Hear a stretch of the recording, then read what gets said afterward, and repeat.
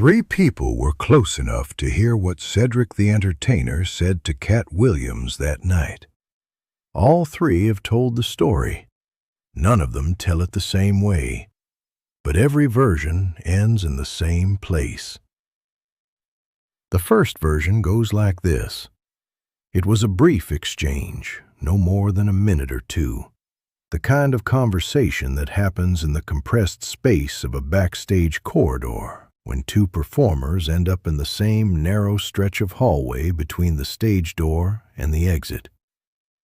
Cedric the Entertainer said something specific, a few sentences, measured, direct, and Katt Williams listened without speaking until he was done. Then both men moved on, the way performers do at the end of a long night when there are still cars to catch and flights to make and the business of leaving to attend to. The second version goes differently. In this one, the exchange was longer, not a corridor conversation, but something closer to a real conversation, the kind that requires both people to stop moving and face each other for longer than a minute or two. Cedric said something and Katt Williams responded, and what passed between them in those several minutes was less a transmission of information than a recognition of something both men already understood but had never had occasion to say out loud to each other before. The third version is the quietest. In this one, there was very little said at all. A few words, maybe, mostly the two of them occupying the same space in a way that communicated something without requiring language. The kind of conversation that happens between people who understand the same thing from the inside and don't need to explain it to each other. Three versions, three different shapes, but every one of them ends with Katt Williams standing in that backstage space, looking like someone who had just been given something he hadn't known he was waiting for. To understand what that something might have been, it helps to understand who these two men were in the landscape of American comedy when this conversation took place, and what the distance and connection between their careers looked like from the inside. Cedric the Entertainer arrived at his prominence through a path that was, by the standards of the industry, exceptionally well documented. He had come up through the street, Louis comedy scene, developed his voice in clubs across the Midwest, and by the early 2000s had built a career that represented something specific in the tradition of American comedy.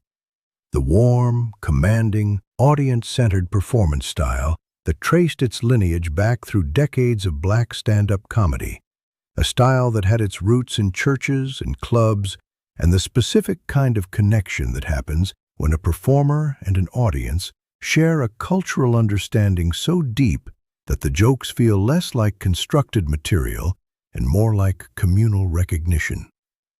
His presence on stage was unhurried and total, the presence of someone who had learned through years of work that a room could be held without being rushed, that an audience's attention was not something you grabbed, but something you earned by giving them something worth holding on to. By the time of this particular conversation, Cedric was not simply a successful comedian. He was one of the people the industry pointed to when it wanted to demonstrate what longevity in this specific tradition looked like.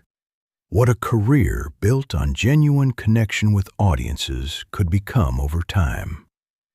He carried that history with him in the way that people carry things they have built themselves.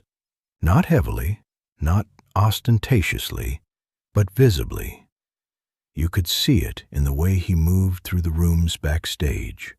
You could see it in the way other people in those rooms moved around him.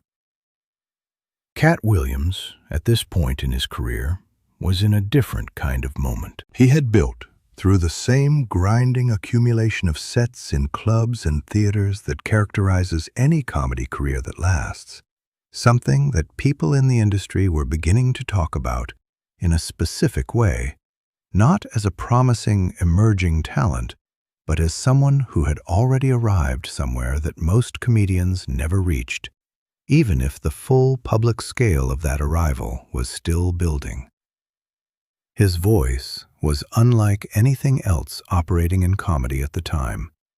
The speed, the density of the observation, the specific way his perspective on the world translated into material that felt at once completely personal and completely universal. These were qualities that other comedians in particular responded to, because comedians are the people most qualified to understand what it takes to produce them. These were two performers, then, who had arrived at the same night from very different directions. One carrying the full weight and visibility of a long-established career, the other carrying the particular energy of a career that had found its voice and was now in the process of the world catching up to it. And they ended up backstage at the same time, in the compressed and temporarily public space that backstage always is at the end of a long night, when the crowd is gone and the production is winding down and the people who work there are beginning the process of becoming ordinary people again. What the three witnesses agree on is the physical setting, a corridor or a room adjacent to the corridor, with the particular functional shabbiness of backstage spaces at venues that were designed for audiences rather than for performers. A folding table, some chairs that had seen better decades, a few cases of water, the kind of space that no one would ever choose if they were choosing, but that becomes the setting for conversations that don't happen anywhere else, precisely because it's where the two of them happen to be at the same time. What the witnesses diverge on is everything else. Whether Cedric approached Katt or whether it was more accidental than that, whether there were other people in the immediate vicinity or whether they were effectively alone, whether what was said took the form of one person speaking and another listening, or something closer to a genuine back and forth. These are the kinds of details that memory shapes differently depending on where you were standing and what you were paying attention to. But the place where all three versions arrive, regardless of how they get there, is the same. It is the moment, however the preceding minutes unfolded, when Cedric the Entertainer said something to Katt Williams that was not general, not the kind of professionally courteous acknowledgement that comedians extend to each other in shared backstage spaces, but specific.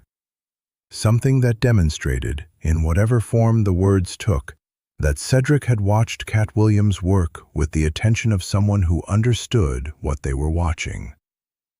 The specificity is what all three witnesses fix on, not the content. The content differs in each account, and the differences are significant enough that it seems likely at least one memory has been shaped by time into something tidier than the original.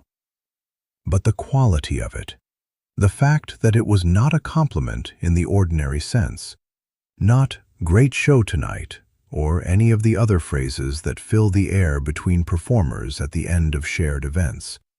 Something more particular than that. Something that could only have been said by someone who had been paying the kind of attention that most people in that room hadn't been paying. And the place all three witnesses end, the image each of them returns to, regardless of how differently they describe the words that preceded it, is Katt Williams's face in the moment after Cedric finished speaking.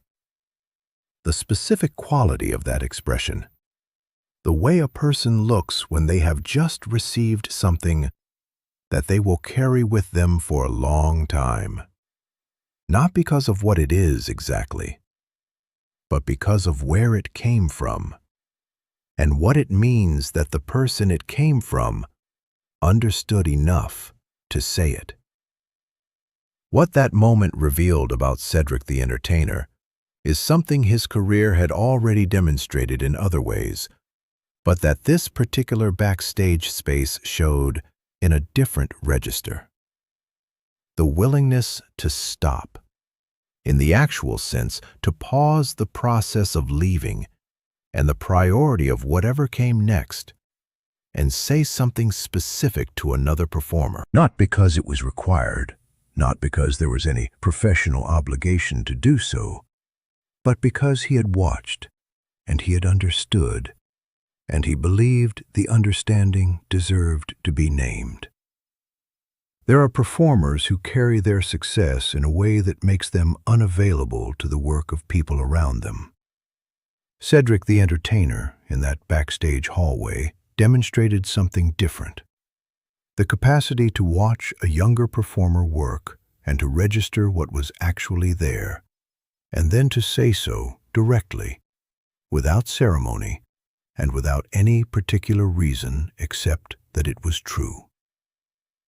What it revealed about Katt Williams is something slightly different. The expression all three witnesses describe, that particular quality of receiving something important, was not surprise exactly. It was more like confirmation. The look of someone who had been doing the work in the faith that the work was worth doing, and who had just received from a source whose understanding of the tradition was long and deep and unimpeachable, a specific acknowledgement that the faith was not misplaced. Not a prediction or a promise, simply that the thing he had been building was real, and someone who knew what real looked like had seen it. In the years that followed, Katt Williams never spoke publicly about that backstage conversation in any detail. Cedric the Entertainer never described it in any interview. The three witnesses have each told versions of it to people they were close to, in the casual way that people share things that matter to them without quite being able to say why. And the story has lived in that form, partial, inconsistent, told differently every time, but always arriving at the same image of a face in a backstage hallway, receiving something it had been waiting for, without knowing it was waiting. That's the part of the story most people never heard. Not the performances that happened on the stage that night, not the crowd's response, not any of the things that the event was actually organized around.